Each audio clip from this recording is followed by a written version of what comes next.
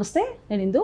మరికొద్ది రోజుల్లో కన్నప్ప మూవీ అయితే రిలీజ్ కానుంది. సో మరి ఈ నేపథ్యంలో కన్నప్ప మూవీకి సంబంధించిన హార్డ్ డిస్క్ అయితే మిస్ అవుతున్నట్టు తెలుస్తుంది. అయితే మంచు మనోజ్ గారికి సంబంధించిన పిఏ కానివ్వండి, అసిస్టెంట్ రఘు అండ్ చరిత తీసినట్టయితే ఒక ఆరోపణలు అయితే వస్తున్నాయి. మరి దీని గురించి మాట్లాడడానికి మనతో పాటు సీనియర్ అనలిస్ట్ అప్పాజీ గారు ఇప్పుడు మనతో ఉన్నారు. నమస్తే సార్. నమస్తే సార్. మరి జూన్ 27వ తేదీన కన్నప్ప మూవీ అయితే రిలీజ్ కానుంది. సో మరి ఈ నేపథ్యంలో ఒక ఈ హార్డ్ డిస్క్ మిస్సింగ్ అనేది సినీ ఇండస్ట్రీలో ఒక సంచలనం రేపిందనే చెప్పచ్చు. అదే మరి హార్డ్ డిస్క్ అసలు ఎవరు తీశారంటూ కూడా కొన్ని వార్తలు అయితే వినిపిస్తున్నాయి. కొంతమంది హస్తం ఉందని. ఏమంటారు సార్ దీని గురించి? అంటే ఇవి ఏవైతే ఆరోపణలు ఉన్నాయో హార్డ్ డిస్క్ సంబంధించి అవి పోలీసుల దర్యాప్తులో తేలాల్సినటువంటి విషయాలు. అవి మనకు తెలియదు కదా ఎవరు నిజంగా ఏం జరిగింది ఏంటి. ఇప్పుడు కొంతమంది ఏదో పబ్లిసిటీ కోసం చేస్తున్నారనే ఒక ఇది కూడా ప్రమోషన్ కోసం చేస్తున్నారేమో అని కూడా అంటున్నారు. కానీ ఈ సినిమాకి సంబంధించిన ఒక అంటే కావాలంటే ఆ సినిమాని ఇమీడియట్గా దాన్ని నెట్లో పెట్టేసే అవకాశం ఉన్న దీన్ని వాళ్ళు దాన్ని ప్రమోషన్ కోసం వాడతారని నేను అనుకోవట్లేదు. సంథింగ్ ఏదో జరిగి ఉంటుంది. అంటే ఇప్పుడు ఈ అన్నదమ్ముల మధ్య జరుగుతున్న ఎప్పటి నుంచో ఉన్న గొడవలు కూడా దీనికి కారణం ఉండొచ్చు అని చెప్పి కూడా కొంతమంది అంటున్నారు. వాళ్ళు కూడా ఇండైరెక్ట్గా చెప్తున్నారు. కానీ ఇప్పుడు ఉదాహరణకి మంచు మనోజ్ ఇప్పుడు మొన్న రిలీజ్ అయినటువంటి భైరవం సినిమా ప్రమోషన్స్లో ఉన్నాడు. ఆ సందర్భంగా నేను అప్పుడు ఏదో ఆవేశంలో అతను ఒకసారి అన్నాడు, కన్నప్ప ఎప్పుడు రిలీజ్ అయితే అప్పుడు నేను భైరవం సినిమాని రిలీజ్ చేస్తాను అని చెప్పి. నేను అప్పుడు ఏదో ఆవేశంలో అన్నాను. కానీ కన్నప్ప కూడా చాలా పెద్ద విజయం సాధించాలని నేను కోరుకుంటున్నానని మొన్న అతను ప్రమోషన్స్లో భాగంగా చేసిన ఈ ప్రెస్ మీట్స్ వాటిలో చెప్పడం జరిగింది. కాబట్టి మంచు మనోజ్ హస్తం ఉందా లేదా అన్నది మనం చెప్పలేం. అంటే ఇటువంటి దానికి ఇప్పుడు ఉదాహరణకి దాన్ని చోరీకి పాల్పడ్డాడని అనుకుందాం. ఏం చేస్తాడు దానివల్ల అతనికి ఒరిగేది ఏంటి? ఇంకా బ్యాడ్ అవడం తప్ప. అదే అంటే అతను ఇంకా దానికి సంబంధించి ఆస్తులకు సంబంధించిన ఇదా లేకపోతే ఇంకోట అన్నది అది తేల్చుకోవాలంటే ఇది కాదు కదా మార్గం. దీనివల్ల ఇప్పుడు ఆ సినిమాకి ఇప్పుడు దాన్ని చాలా కోట్లు ఖర్చు పెట్టి తీసిన సినిమా ఇలా చేయడం వల్ల తనకి నష్టం కలిగించడం ద్వారా ఇప్పుడు విష్ణుకి వాళ్ళకి నష్టం కలుగుతుంది తప్ప ఇతనికి ఏం లాభం ఏమైనా కలుగుతుందా? ఇతనికి ₹1 లాభం కూడా కలగదు. వాళ్ళకి కోట్లాది రూపాయల్లో నష్టం వచ్చే అవకాశం ఉంటుంది. కాబట్టి మంచు మనోజ్ ఎందుకు చేస్తాడు? అతను చూస్తుంటే ఈ మధ్యకాలంలో మోహన్ బాబు గురించి కానీ వాళ్ళ ఫాదర్ మోహన్ బాబు గురించి విష్ణు గురించి పాజిటివ్గానే మాట్లాడుతున్నాడు. అంటే సామరస్యంగా దీన్ని పరిష్కారం చేసుకోవాలని ధోరణిలో అతను ఉన్నాడు. కాబట్టి అతను ఇలాగా ఈ హార్డ్ డిస్క్ దొంగతనం చేయించి దాన్ని లీక్ చేయించే ప్రయత్నాల్లో ఉండుంటాడని చెప్పి నేను అనుకోవట్లేదు. అయితే సంథింగ్ ఏదో జరిగి ఉంటుంది. సార్ మనం మొన్న చూసుకుంటే మీరు అన్నట్టు ఆడియో ఫంక్షన్లో కూడా ఒక మాట అన్నారన్న, శివయ్య అనగానే పిలవగానే రారు, శివయ్య అంటే మా డైరెక్టర్ వెంకట్ గారి రూపంలో కానీ ఇంకెవరైనా రూపంలో వస్తారు, అలాగే నన్ను కట్టుబట్టల మీద బయటికి పంపించేశారు, నా కారు లాక్కున్నారంటూ కూడా చెప్పారు. అంటే ఏదైతే కొంతమంది అయితే ఇలా కూడా అంటున్నారు సార్, అంటే ఏదన్నా ఉంటే అది ఒక మూవీ ఫంక్షన్ జరుగుతుంది, ఒక రిలీజ్ ఫంక్షన్ జరుగుతుంది, వేదికగా ఇలాంటి మాట్లాడడం కరెక్ట్ కాదంటూ కూడా కొంతమంది ఆరోపించారు. అదే ఆయన కొంచెం ఎమోషనల్గా అంటే జనరల్గా చెప్తుంటారు కదా, దేవుడు డైరెక్ట్గా వచ్చి సహాయం చేయడు, మనుషుల రూపంలోనే మనకు ఆ సహాయం అందజేస్తాడు అనేది అతని ఉద్దేశం. ఆ ఉద్దేశంతో నాకు అంటే అతను దాదాపు 9 సంవత్సరాల తర్వాత తెర ముందుకు వస్తున్నాడు. కాబట్టి ఇప్పుడు ఒక నటుడు, ఒక హీరో ఒక 8-9 సంవత్సరాల పాటు కెమెరా ముందుకు రాకుండా ఉండడం అంటే చాలా ఇది కదా, చాలా సెన్సిటివ్, ఇది చాలా ఎమోషనల్. కాబట్టి అతను కొంచెం ఎమోషనల్గా అలా మాట్లాడి ఉంటాడు తప్ప దాన్ని పెద్దగా నెగిటివ్గా తీసుకోవాల్సిన అవసరం లేదని నా అభిప్రాయం. ఇప్పుడు ఎవరైనా 1 సంవత్సరం 2 సంవత్సరాలు కెమెరా ముందుకు రాకుండా ఉంటేనే చాలా ఫీల్ అవుతారు.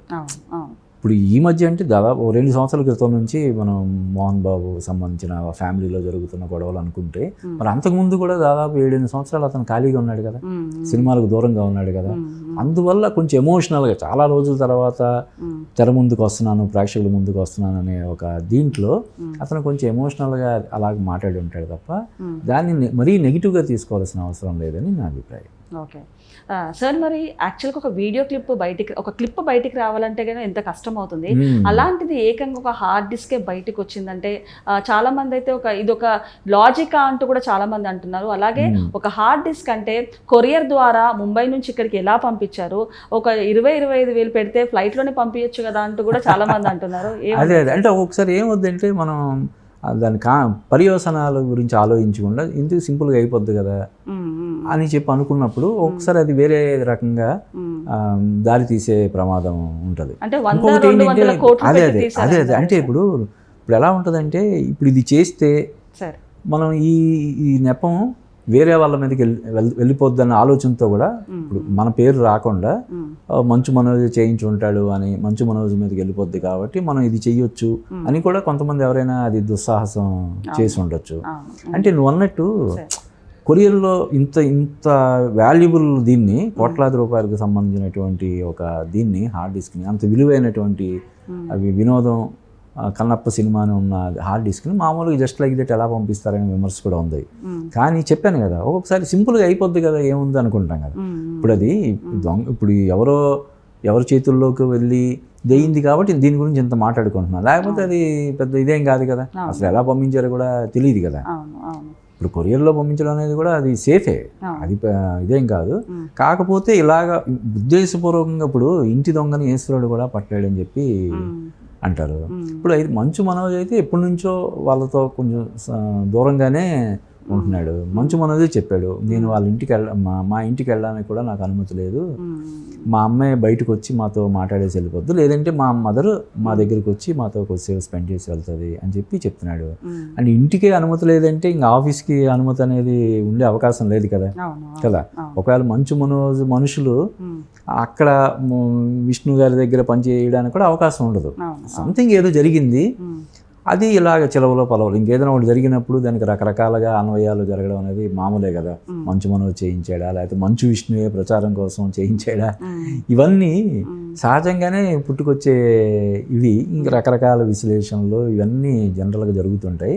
కానీ ఏదైనా ఇది జరగడం అన్నది దురదృష్టకరమైనటువంటి విషయం. అలా జరిగి ఉండాల్సింది కాదు. ఎందుకంటే ఇంకో నెల రోజుల్లో సినిమా విడుదలకు ఉంది కాబట్టి ఇటువంటిది జరగకుండా ఉండాల్సింది. ఎందుకంటే వాళ్ళు ప్రమోషన్స్ మీద ఎక్కువ ఫోకస్ చేయాలి. ఈ విధమైనటువంటి ప్రమోషన్ వల్ల ఒరిగేది పెద్దగా ఏమి ఉండదు.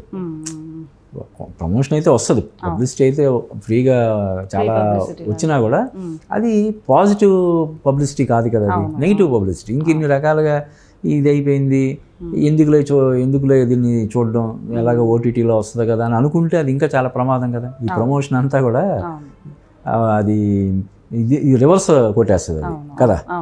కాబట్టి వాళ్ళు ఏదో ప్రమోషన్ కోసం అయితే మంచు విష్ణు ఇది చేసి ఉంటాడని చెప్పి నేను అనుకోవట్లేదు. అలాగే మంచు మనోజ్ ఇది చేసి ఉంటాడు వాళ్ళ అన్నని దెబ్బ కొట్టడం కోసం ప్రతీకార చర్యగా మంచు మనోజ్ చేసి ఉంటాడని కూడా నేను అనుకోవట్లేదు. సో మరి ఫైనల్గా మొన్న మంచు విష్ణు గారు అయితే 24 ఫ్రేమ్స్కి సంబంధించిన ఒక మహిళ చరిత అనే మహిళ అయితే ఈ హార్డ్ డిస్క్ దొంగతనం చేశారంటూ కూడా ఆయన ట్వీట్ చేశారు.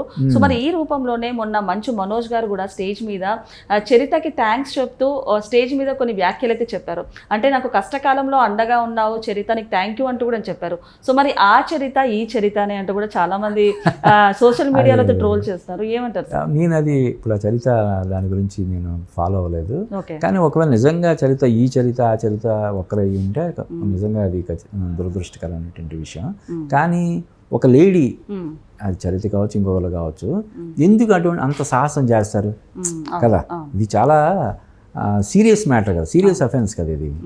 రేపొద్దున కటకటాల్లో ఊసలు లెక్క పట్టాల్సినటువంటి పరిస్థితి ఉంటుంది కదా. ఎందుకు సాహసం చేస్తుందని మనం మనోజ్కి ఫేవర్ చేయడం కోసం, లేదంటే మంచు విష్ణుతో ఏదైనా సెటిల్ చేసుకోవడం కోసం ఇటువంటి సాహసం చేస్తుందని చెప్పి నేను అనుకోవడం లేదు. అయితే ఇందాక నేను అన్నట్టు ఇది పోలీసుల దర్యాప్తులో నిజాలు నిగ్గు తేలాల్సినటువంటి అవసరం ఉంది. అది త్వరలోనే తెలుస్తుందని చెప్పి మనం ఆశిద్దాం. ఓకే సార్, ఓకే అండి.